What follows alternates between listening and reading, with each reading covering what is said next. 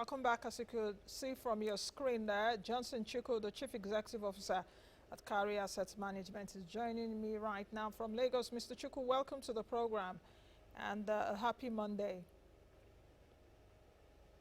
Thank you, Sister Nancy, for having me. Thank you, Brother Chukwu. Okay, let's get started. The MPC is underway, the MPC of the Central Bank of Nigeria. I think this is the 280th meeting, if I'm not mistaken. What kind of communication do you expect from the meeting, of course, at the end of the two-day policy meeting tomorrow? What kind of communication do you expect vis-a-vis the affairs in other African countries? The South African MPC was also held last week. They kept repo rates unchanged at 3.5%. I did watch that proceeding was it last Friday or Thursday? The Bank of Ghana also had its own MPC meeting. It will announce its decisions later today. So what kind of communication are you expecting from Nigeria's MPC? If you look at Nigeria's situation, it's akin to what the South African Monetary Policy Committee went through. We saw in South Africa, we saw a moderation in inflation rate. We also saw that the economy is still growing at a very weak rate. And that's similar to the situation we found ourselves in this country. If you look at the inflation rate, of course, we've seen inflation moderate over a 3-month period, now at 17.75%. But the economic growth rate is still very fragile at 0.51% that we had in the first quarter of this year. So given the very fragile economic growth rate, I doubt if any Monetary Policy Committee member will want to step on the brake and ask for increases in rates such as to fight inflation. As it stands today, what the most appropriate thing the Monetary Policy Committee members will do is to maintain existing rates at their current levels and watch as inflation is moderating and hope that the current environment will stimulate stronger economic activities and lead to faster economic growth rate. So my vote is that they will all elect, most of them will elect, if not all, to keep rates at current levels. The communique is going to come out at, let's watch the current economic trend. We've seen 3 months of successive decline in inflation rates, and we've seen 2 quarters of economic growth rate, though are very fragile rates. And we're hoping that current economic policies, our monetary policies, will stimulate further growth as well as continue with the downward trend in inflation rates. So listening to you and listening to Eniola earlier, the market is not expecting any kind of surprise concerning MPR, if I should get that. But would you want to see, or would the MPC spring a surprise at us, perhaps for other rates, especially the cash reserve ratio? Well, you know, the basic thing is that springing a surprise is what matters. What matters most is what will be the impact on the economy. It's not a game. It's all about how do we drive economic growth and maintain price stability. If you look at, for instance, the cash reserve ratio you mentioned, we have a current cash reserve ratio about 27.5%. But the fact is that the CBN now has the wherewithal to intervene in the market to debit banks with cash reserve positions almost on any day if it wishes to. And CBN has been using that to manage the level of liquidity in the economy, manage the activities of the banks as it relates to bidding for Forex for their customers. So I think the central bank will ordinarily want to keep that tool and continue to use it instead of having further increase in cash reserve ratio. Because if you do that, you're going to push up lending rates because the banks have to recover the amount that is stabilized with the central bank with the amount that is left for them to lend after keeping their minimum liquidity ratio. Today, what you have is an environment where 27.5% of the bank's total deposit is with central bank, and that 30% is kept in liquid assets, which are not supposed to be part of the credits. So the bank is left with, after taking out 57.5%, so the bank is left only 41.5% to lend. And it's on that 41.5% lending that you have to recover the cost of the entire 57.5% that is either stabilized or kept in liquid form. So if you further increase the cash reserve ratio, you're going to force the banks to increase their lending rate so as to recover the amount to cover their cost of funds that is partly stabilized. I think the most logical thing is that the central bank should not spring any surprise, because you don't spring surprise. It's not a game It's not a game situation. It's all about managing the economy. And unless they have a superior logic or why they have to increase the cash reserve ratio, but the other option of reducing the cash reserve ratio, like I said, central bank are actually using the cash reserve ratio to manage the liquidity available to the banks to bid for forex. So I don't see the central bank thinking of reducing that liquidity cash reserve ratio, because that will further push liquidity into the first market as banks try to meet their customers' demands. If we take a look at the MPC has been quite supportive of the central bank's intervention.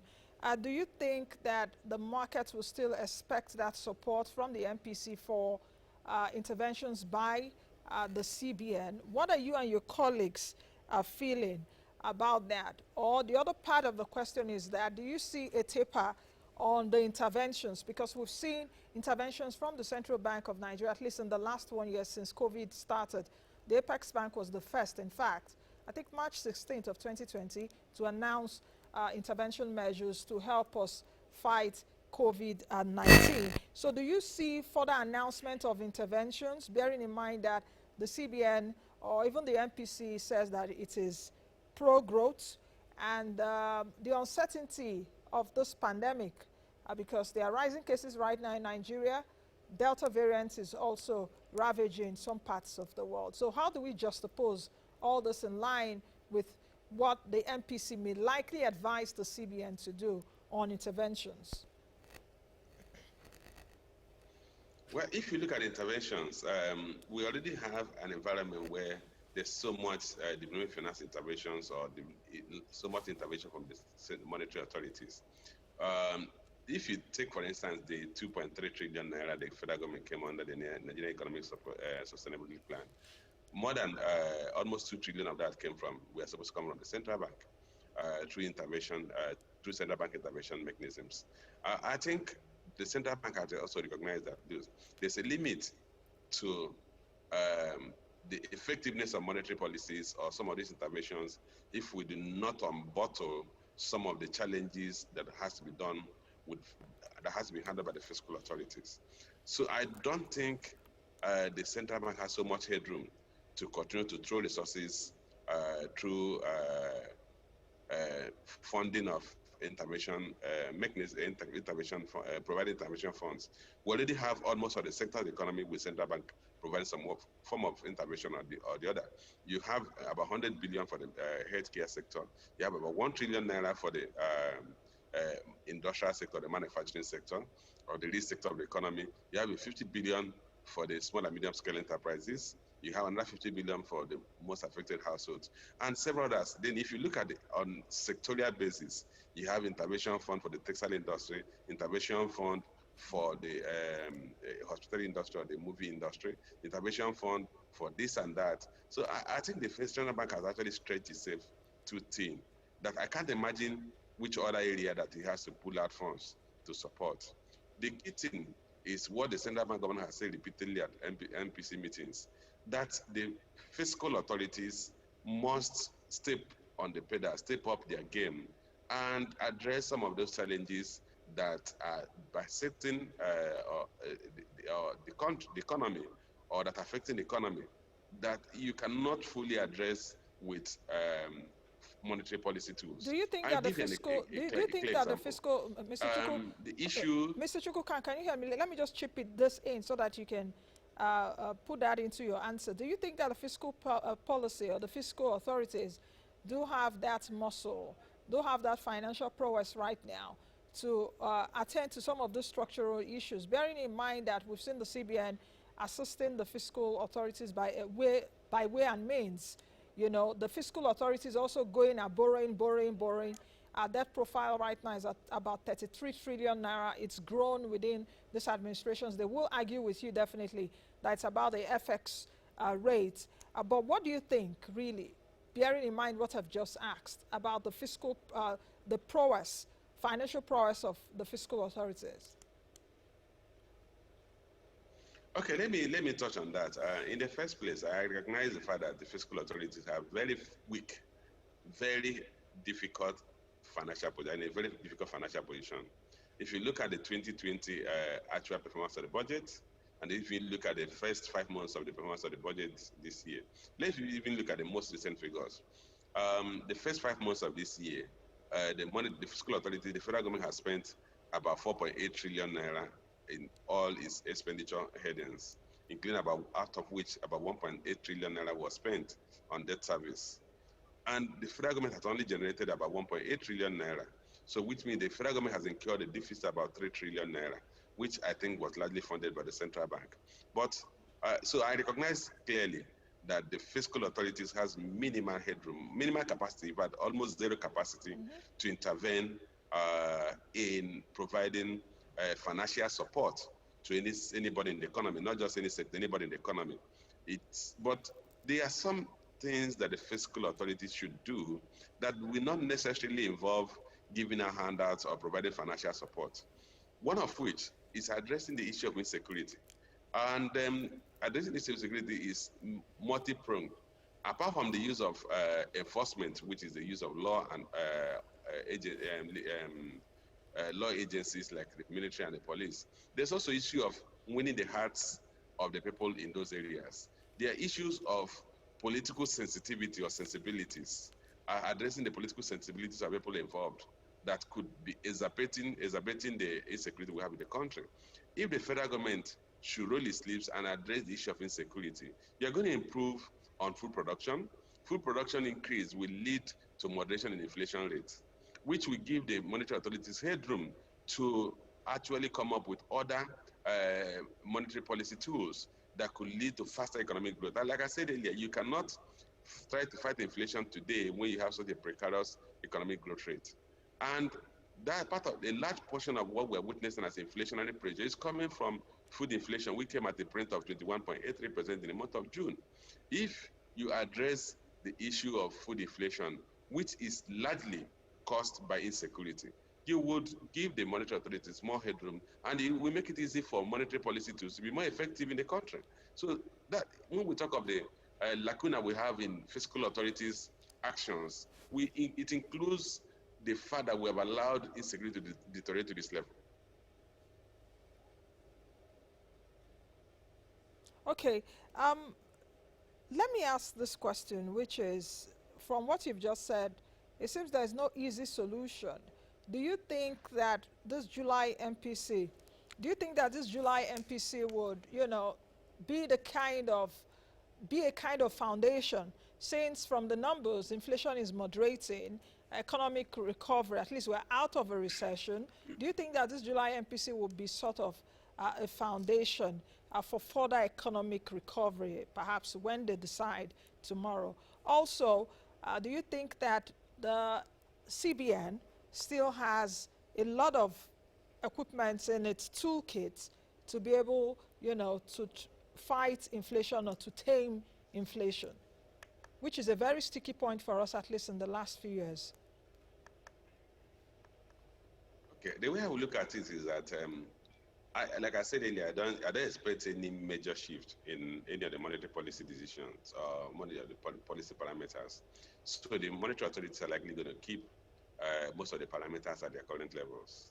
So which means the decisions taken by tomorrow will not form a critical shift that one could say that will be the springboard for a change in economic direction of the country, such as faster economic growth rate. On the second aspect of your question, does the central bank has a lot more tools at its disposal to fight inflation? What I would say is that the structural bottlenecks that we have in the economy has constrained the effectiveness of some of the tools that central bank could have deployed. And again, any of the tools at its disposal it deploys today to fight inflation will have unintended consequence of slowing down or weakening economic recovery. And I think at this point, the priorities of the country is to drive economic recovery. We are dealing with an inflation, an unemployment rate of 3.3%, and a GDP that grew only at 0.151%. The fact that you have an unemployment rate, about 1/3 of the country's population are unemployed, of the able-bodied, the workforce are unemployed, is an alarm bell that should be a priority to inflationary pressures. And like I also said earlier, the inflation is moderating. I've seen 3 months of consistent decline in inflation. So if I am a member of the Monetary Policy Committee, my priority will now be how do we stimulate focus stimulating economic growth. Okay. So even if I have tools to fight inflation, and those tools will lead to unintended consequence of slowing economic recovery, I will keep those tools in abeyance and focus on the tools that will stimulate further economic growth. What kind of inflation rate do you think will be comfortable for us at this time as a nation vis-a-vis the current FX rate? That's vis-a-vis the exchange rate of the naira to the dollar, because that's what FX means. I needed to say that in simple terms for our viewers. So what kind of inflation rate will be comfortable? Okay, what I would say is that remember that when you made allusion to exchange rate, remember that exchange rate is also feeding into inflation. The depreciation of the local currency is contributing materially to the inflationary rate we have today, apart from the food inflation I mentioned earlier, because you have to also deal with other the price of imported goods, with some of them are input materials to manufacturing and other sectors of the economy.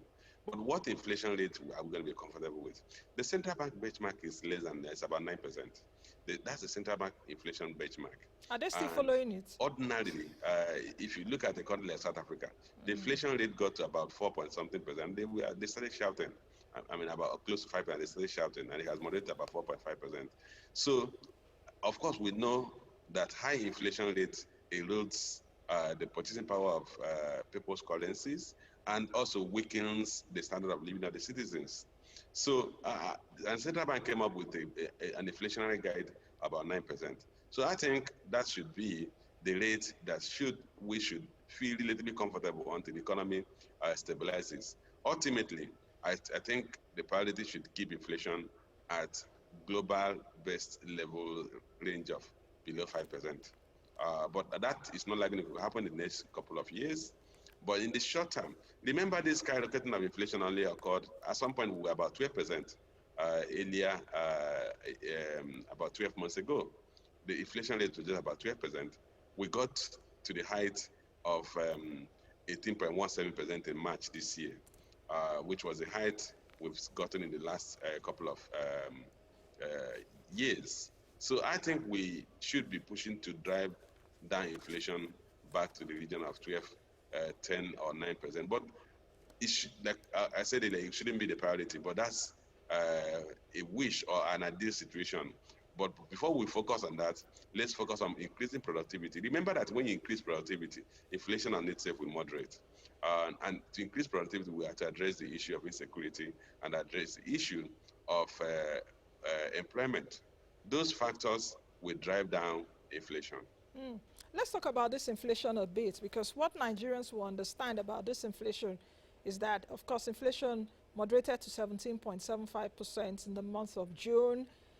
What a market woman, or what every one of us, or majority of us will say is that, how does it affect the price of goods in the market? Prices of goods haven't fallen. In fact, I was told over the weekend that a basket of tomatoes here in Abuja is now 8,000 naira, that I should come and buy so that I can front load.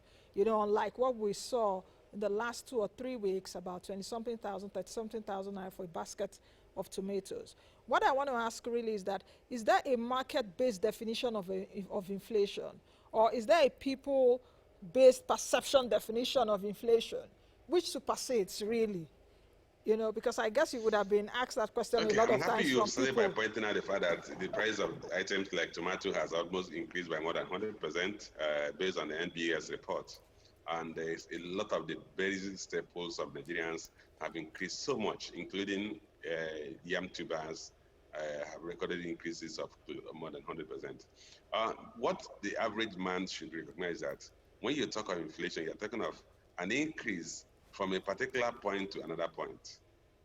And when we talk of, for instance, the June inflation, which came at 17.75%, what that means is that between June 2020 and June 2021, that a basket of goods and services of the 13 consumer basket that NBS measures that on average, their price has increased by 17.75% in the last 1 year.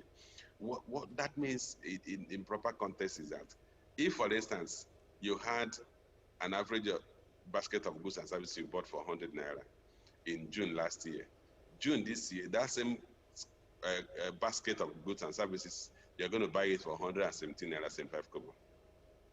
And when we say it has moderated from 17.993 to 17.75, what we are saying is that between May 2020 and May 2021, that basket of goods and services increased by 17.93%. And then between June last year and June this year, it increased by 17.75%. It does not mean that it didn't increase. It only meant that the rate at which those prices increased slowed down or moderated a bit. But remember, what we have to bear in mind is when we talk of base effect is that if, for instance, the first increment was from 100 naira to 117 naira 93 kobo, the next increment is building from the last, taking the new level as a new base. So, and that's when you talk of month-on-month increase. And if you look at the month-on-month increase, it will tell you that, look, between last month and this month, this is a general increase in all the items. Nigerians are looking for deflation, which is not the issue. Deflation would be when the price of goods and services begin to decline, but we're having a disinflation, which is that the increase in the prices is not at the same rate. The increase is slowing down. So it doesn't mean you go to the market and see prices come down. It only means that if the prices increase by 10 naira today, the next day they have increased by 8 naira. I'm not saying that the measurement is on a daily basis, but it simply means that the last time it increased by 10 naira, now it has increased by 8 naira, and then the next month it increased by 6 naira. But overall, if you measure that period, you're still going to have 10 naira plus 8 naira plus 6 naira, which will give you something like 24 naira, which means in that period, you have seen an increase of 24 naira and not that the increase is only 6 naira. So people have to bear in mind that the increment is a continuum, is building on the previous increase. Okay, let's take a look at this aspect. Do you think that, or can small businesses help tame inflation? Bearing in mind that these small businesses also were given stimulus. At least in the last 1 year, a lot of MSMEs in the country and a lot of individuals were assisted. How do you think that small businesses can help tame inflation?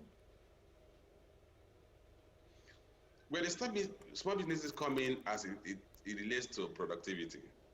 The basic thing is that if we have vibrant small and medium scale enterprises and they are producing goods and services, in the first place, those goods and services will increase the supply of goods and services because the volume of goods they produce will help reduce the gap between demand and supply, which is what leads to high inflation. If you have higher quantity of goods and services produced within an economy, and that increase in production meets up with the demand, then prices will stabilize. If that production increases beyond demand, prices will begin to come down. So if we have a vibrant small and medium scale sector and their productivity or their production is such that increases to the level that it meets the demand for those goods and services within the local economy, then the increase in those prices will be moderate. And if they produce to the point that they exceed the demand for those goods and services, the prices will actually begin to go down. But we also recognize that in spite of this support that they got from the monetary authorities, one of the few or one of the many of their needs. They also have to deal with the infrastructural gap, which unfortunately has not been addressed. If you provide funding, which the central bank has done to some of the small and medium scale enterprises, and they're still not able to get power supply, they still have to go and buy diesel at current level about 280 naira. You find out what the gain from one hand, they're losing from the other hand. Okay. And that's why we are not seeing so much improvement in the productivity of the small and medium scale enterprise. We need to address some of those weaknesses in the economy, the bottlenecks that we have that are constraining productive activity in the economy. Okay. To also improve the production of the small and medium enterprise. Mr. Chukwu, lastly, in about 30 to 45 seconds, what are the kind of matters, or what are the kind of issues that matters to CEOs like yourself at this time? And perhaps that's the A part of the question. The B part of the question is the decisions that we expect from the MPC tomorrow. You're saying that they will hold all the rates steady. What do you think will be the impact on treasuries, on the fixed income markets? In about 45 seconds, and we'll wrap up. Well, I think on the fixed income market, I think we should see increases as we've seen in the past couple of months. Investors are demanding for higher returns. We've also seen on the money market space increases, but on the treasury space, we've seen the central bank consistently come to the market at lower rates. We've seen the cutoff rate for the marginal rate for most treasury bills in the past couple of days decline. So we expect that trend to continue so that the federal government continue to borrow at cheaper rates. Then on what are the priorities or what are the most important things for business leaders, I think the first number one item is concerns about insecurity in the country. People are worried, seriously worried about the level of insecurity. People are worried that the government is not showing leadership as it relates to driving economic policies. People are looking forward to government to come up with clear economic policies, sector focused, I think we'll leave it to at drive that. economic growth. I think we'll leave it at that, Mr. Chukwu. Thank you for joining us today. Let's talk sometime again. I've been speaking with Johnson. My pleasure. I've been speaking with Johnson Chukwu, the Chief Executive Officer at Cowry Asset Management. It's a wrap. I'll see you all again tomorrow. Be the best you can be and be the change you want to see. I am Nancy. Nnaji, bye now.